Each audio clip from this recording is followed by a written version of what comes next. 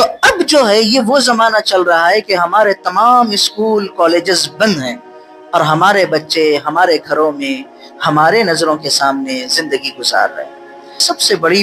بات یہ ہے، ہم اللہ کو ماننے والے، ہم قرآن پر عمل کرنے والے، ہم رسول اللہ کے امتی ہے، ہماری چھٹیاں غیروں کی چھٹیوں میں فرق ہونا لازم ہے۔ تو اسی سمر ویکیشن میں ضروری ہے کہ ہم پلان بنائیں کہ ہم اپنے بچوں کو کہاں کہاں لے جانے والے ہیں۔ یقیناً اسلام تفریح کرنے سے نہیں روکتا، اپنے بچوں کے ساتھ تفریح کریں، رشتہ داروں کو پاس لے جائیں، گھمانے پھرانے کے لیے لے جائیں، اس کے ساتھ ساتھ اپنے بچوں کے دین کی اور تربیت کی بھی کوشش کریں۔ یہ سمر ویکیشن میں ہمارے بچے دین سے کتنا قریب ہو رہے ہیں، کیوں اب کوئی اسکول کا بہانہ نہیں ہے، اب کوئی ٹیوشن کلاسز کا بہانہ نہیں ہے، اب کوئی سلیبس کا برڈن نہیں ہے بچوں کے اوپر،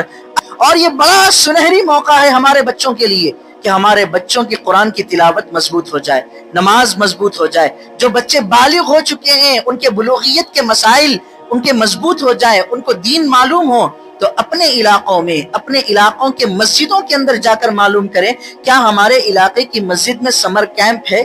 دینی کلاسز ہو رہے ہیں۔ آپ سے کوئی دن بھر نہیں مانگتا، 2 گھنٹے زیادہ سے زیادہ 3 گھنٹے کا سمر کیمپ ہوتا ہے، پھر وہاں جا کر معلوم کرے میرا ایک بچہ 16 سال کا ہے، میرا ایک بچہ 8 سال کا ہے، تو کیا دونوں کے لیے ایک ہی سلیبس ہے؟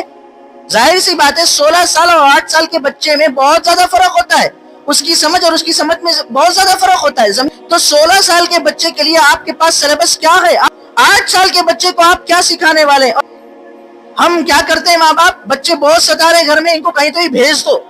مسجد میں پڑھا رہی بھیج دو، چھٹکارا پانے کے لیے بس بچے گھر سے باہر نکلے سکون ہما کو رہنا۔ بچے گھر کے باہر کیا پڑھ کے آ رہے ہیں، ان کی زندگی میں کیا ہو رہا ہے، ہم کچھ نہیں دیکھتے۔ اسلام کھیلنے سے کودنے سے تفریح کرنے سے منع نہیں کرتا، لیکن اگر اس کھیل کود میں ایمان غارت ہو رہا ہے تو یقیناً یہ گناہ بن جاتا ہے۔ تو سمر ویکیشن کا پلان بنائے کہ ہم اپنے بچوں کو کس طریقے سے ٹرین کر رہے ہیں۔ 24 گھنٹے بچے ہمارے نظروں کے سامنے ہیں،